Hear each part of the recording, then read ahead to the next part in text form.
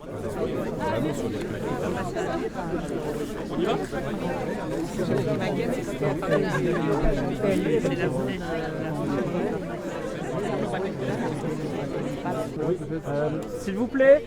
S'il vous plaît, rapprochez-vous pour qu'on puisse s'entendre et que vous puissiez entendre ma voix, s'il vous plaît. Merci.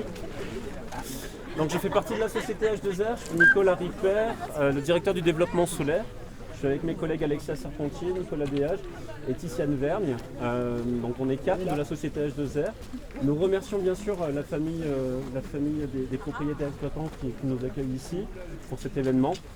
Donc H2R, c'est une société indépendante qui est productrice d'électricité.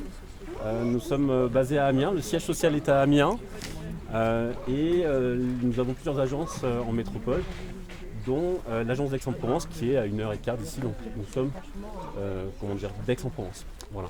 Bien sûr qu'on est là à votre écoute, mais on vous demande s'il vous plaît que cet événement se fasse au calme, dans le dialogue, intelligemment et que ça ne déborde pas. L'idée c'est pas que ça devienne le pugilat et de la famille Tron et d'H2R et de tout un tas de raisons. Voilà. Non, j'ai pas dit ça. J'ai pas dit que vous devez changer d'avis. Vous avez votre avis. L'idée, c'est que ça se fasse dans le calme et dans le respect de chacun. Donc nous, on est prêts à tout entendre. Soyez prêts aussi à entendre ce qu'on a à vous dire. D'accord ? Je vous remercie. Je laisse peut-être la parole à Nicolas pour introduire le programme de la matinée. L'objectif de la matinée d'aujourd'hui, c'est que nous partions du camping. On va se diriger vers les terrains sur lesquels on imagine faire un projet de centrale photovoltaïque. Je sais déjà parmi vous qu'il y en a certains qui ne sont pas forcément d'accord. On n'est qu'au début du projet. On vient de se mettre d'accord avec la famille Tron. Ce sont des gens très bien, nous sommes très contents de travailler avec eux. Je vous demande juste une chose, c'est de nous écouter. On n'est pas là pour vous expliquer qu'on va aller défricher. On n'est pas là pour vous expliquer qu'on va aller couper des arbres. Je sais que certains peuvent le faire. Je sais que certains peuvent le faire. Je vous promets, écoutez-nous. On sait pourquoi on mène nos projets. On ne les mène pas n'importe où, on ne les mène pas au hasard. On aimerait juste vous expliquer notre méthode de fonctionnement. Pourquoi on fait ce travail-là. Et vous allez voir qu'on peut peut-être, je l'espère, pouvoir discuter avec vous. Et le projet est consultable sur l'intégralité. Bien sûr, madame. Vous avez tout à fait raison. Et vous faites venir la gendarmerie pour discuter gentiment, c'est ça? On a prévenu la gendarmerie parce que c'est une manifestation, monsieur, tout à fait. Les gendarmes interviennent dans la manifestation. Vous avez raison, non, c'était une... C'était une balade. Voilà, donc il y a des études écologiques qui ont été lancées. De la même manière, on va avoir une étude préalable agricole pour limiter l'impact agricole et pour proposer un projet de coactivité. L'idée, c'est pas de remplacer de l'agricole par du photovoltaïque par de l'agricole. Excusez-moi, vous parlez de parcelles qui ne sont pas boisées. Il y a bien compris que ce sont des parcelles qui ont été déboisées par la famille Tron dans ce but-là.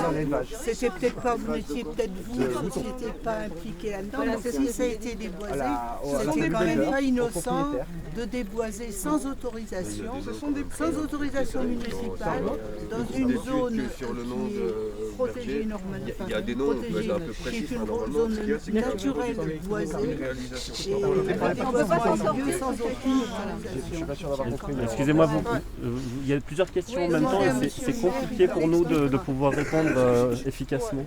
Juste pour répondre effectivement à cette question, les parcelles en question sont des prairies ouvertes depuis des années. Donc il y a très marginalement des cultures, donc des cultures fourragères. C'est pas des prairies, ça a été déboisé. On va vous les montrer. Ça a été déboisé, moi je les connais, C'est déboisé. ça a été rasé. Mais si c'est que alimenter les panneaux dans 20 ans, est-ce que H2R existera encore? Ces boîtes, elles s'ouvrent et elles se ferment rapidement. D'accord. Et voilà, grande question. La question du démantèlement, effectivement, est inscrite dans le bail emphytéotique avec la famille Tron, qui sera devant notaire. Donc il y a des obligations de démantèlement qui sont liées à ça. Oui, mais D'accord. Par qui? Parce qu'il paraît que vous sous-traitez les installations. J'y crois. Pour revenir sur la situation des parcelles, est-ce qu'elles sont en zone N ou A? Alors, moi, Intéressé de savoir quelle est l'alternative. elles sont en zone N. Elles se situent sur quelle? C'est la zone d'études qui est en zone. La zone d'étude est en zone, à la fois en zone N Oui, du pour PLU et en sur zone le A. périmètre, mais le projet en lui-même, l'agrivoltaïsme, vous pouvez le réaliser qu'en zone A. On est d'accord. Donc pourquoi c'est en zone... Parce qu'on a pris une zone d'études. On n'entend rien. Parce que l'agrivoltaïsme, c'est le loup dans la bergerie. C'est-à-dire que c'est le seul biais pour installer des parcs photovoltaïques dans les zones A, où seul est autorisé les activités liées à l'activité agricole. Ouais. Et on nous fait passer ces installations d'agri-photovoltaïsme en liaison avec l'activité agricole. Donc c'est le seul biais pour installer ça dans ces zones-là. Donc c'est vraiment le loup dans la bergerie. Voilà. Peut-être on peut rajouter qu'il y a, c'est vraiment quelque chose qui arrive dans notre région, donc il y a un démarchage assez considérable des agriculteurs.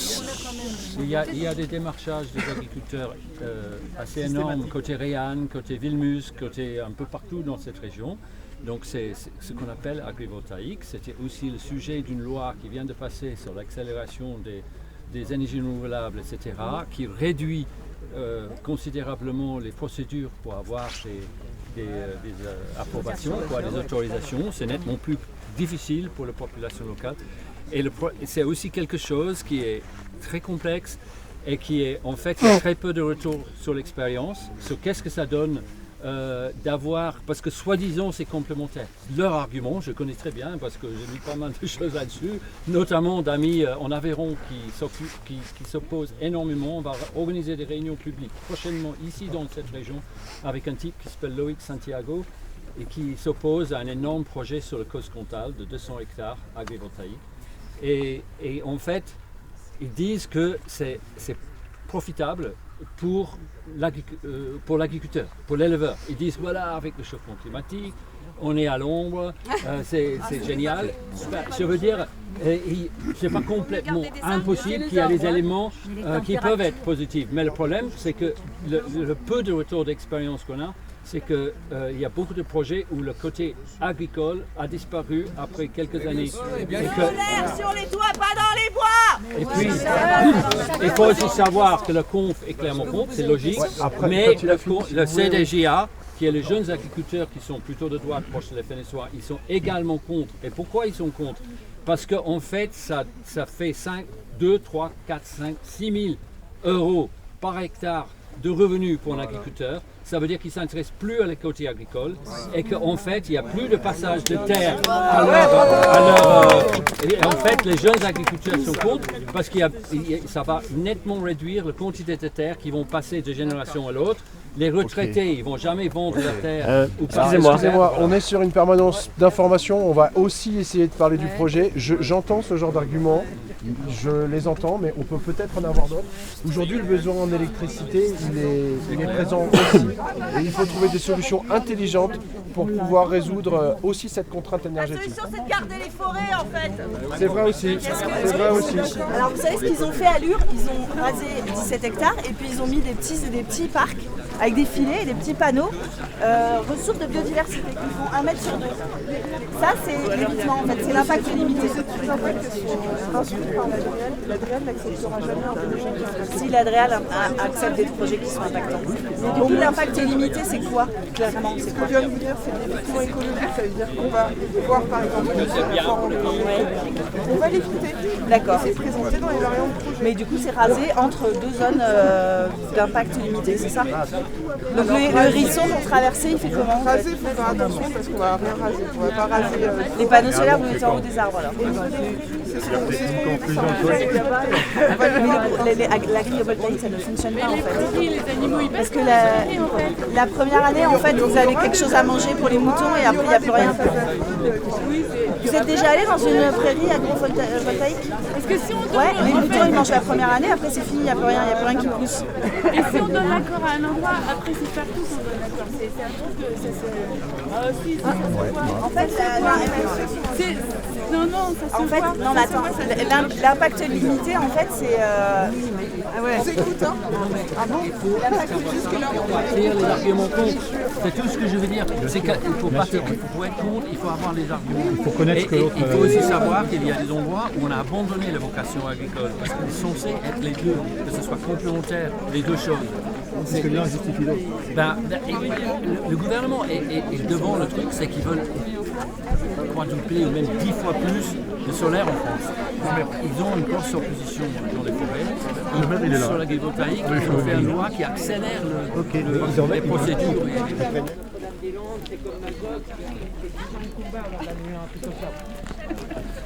Attends, l'idée c'est de faire une réunion plus vite comme ce moment. Et c'est encadré par les personnes.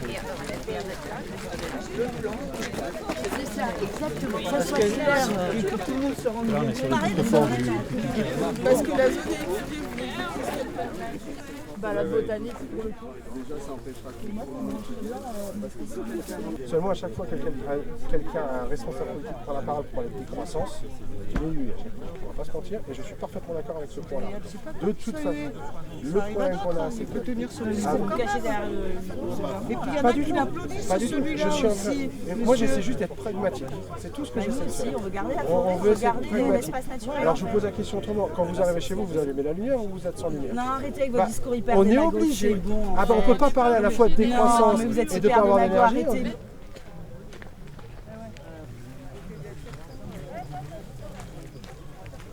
Est-ce qu'on veut discuter ensemble?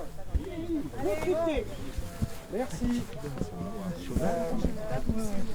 De ce point de vue ici, on arrive à avoir les zones ouvertes sur lesquelles nous envisageons le projet. Donc les parcelles que vous voyez qui sont derrière et qui sont ouvertes, qui sont derrière moi, vous voyez, il y a une maison en ruine. Ouais. Ça vous permet de voir à peu près le bout. Et il y a une autre partie un peu derrière qui est également ouverte. C'est sur ces parcelles que nous faisons des études. Dans un premier temps, nous faisons des inventaires pour comprendre ce qui se passe sur ces parcelles, en particulier sur le vivant, la faune, la flore et la vie naturelle.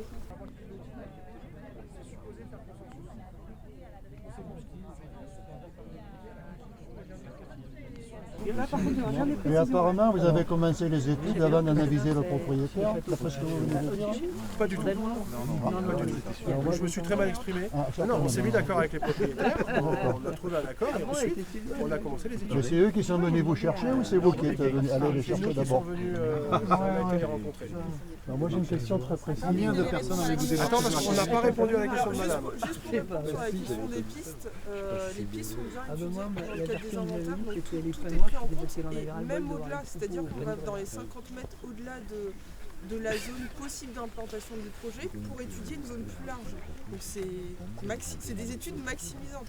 Donc là, il y a des milliers de naturalistes qui mettent tous les jours. Et quels sont la procédure sur d'autres projets qu'on connaît, c'est que les inventaires ont été faits, qu'on a demandé une dérogation à la préfecture pour pouvoir contourner les réglementations qui obligent à un certain nombre de choses et que le projet se fait malgré tout ce qui peut exister comme règle au niveau de l'écologie. Donc on sait très bien comment les sociétés comme les vôtres procèdent. Et on en a des exemples tout autour de nous. Voilà. Donc pourquoi feriez-vous différemment? On ne sait pas. Alors, voilà. Je ne connais pas la nature des projets qui ont été dont vous parlez. Pour moi, si un projet est autorisé, c'est que les impacts ont été évalués significatifs. C'est-à-dire que même si le projet a des impacts qui sont résiduels, il y a une surface compensatoire avec des zones qui sont dégradées, qui sont proposées par des Nous, en 04, on a déjà, le tribut, il a déjà été payé. Donc pourquoi on continue de nous arracher les machines tous les jours un peu plus ici, là-bas, tout ça? On défigure la montagne de Lure, c'est un vrai scandale. Si Giono revenait, si vous me ferez un pain, vous voyez, bon, je reste correct, je ne le ferai pas. Mais voilà, il faut aussi voir que c'est un patrimoine, c'est chez nous. On est attaché à la terre. terre, nous, aux animaux et tout ça. Donc on a déjà donné notre contribution, le 04, il est plein de panneaux. Alors qu'est-ce que vous dites? Est-ce que vous avez parlé de l'eau? Est-ce que vous avez parlé de l'eau? Voilà, oui. Non mais attends. Je peux répondre à cette question. Une commune qui aurait un gros potentiel hydro et qui pourrait faire des mini-barrages, qui pourrait faire tout un tas de choses, elle va arriver à un moment donné à couvrir la totalité de sa consommation électrique, d'accord? Une commune d'à côté qui n'aurait pas ce potentiel hydro. Elle n'a pas de potentiel hydro, donc, et ça veut dire que celle qui en a beaucoup, elle doit s'arrêter quand elle a rempli, vous pensez, sa part pour la consommation. Oui, elle a donné sa part et de solidarité. elle ne contribue pas pour la commune d'à côté. Hein? Elle ne doit pas contribuer pour la commune d'à côté? Si. Une des conditions, c'est d'avoir un parc solaire en coactivité avec les éleveurs. Et une des autres conditions d'ailleurs entre nous, c'est qu'on ne défriche pas. C'est-à-dire que si on défriche, on ne peut pas avoir ce garantie pendant la. Mais non, c'est factuel. Le défrichement pour le coup, c'est factuel. Si vous voyez, je peux vous promettre que vous ne verrez pas une entreprise défricher. Il y a des intervenants qui disaient que... Ah, si ça a été défriché à 4 ans, j'y suis moyen, par contre. Je ne les connaissais pas il y a 4 ans. Oui, mais eux, ils Je ne les connaissais pas il y a 4 ans. Je ne les connaissais pas il y a 6 mois, c'est les propriétaires.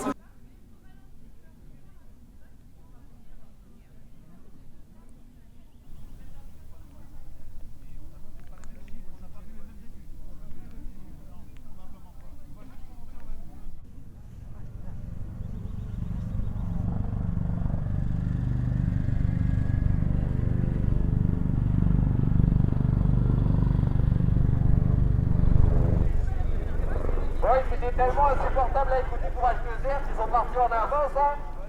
Et va dégager!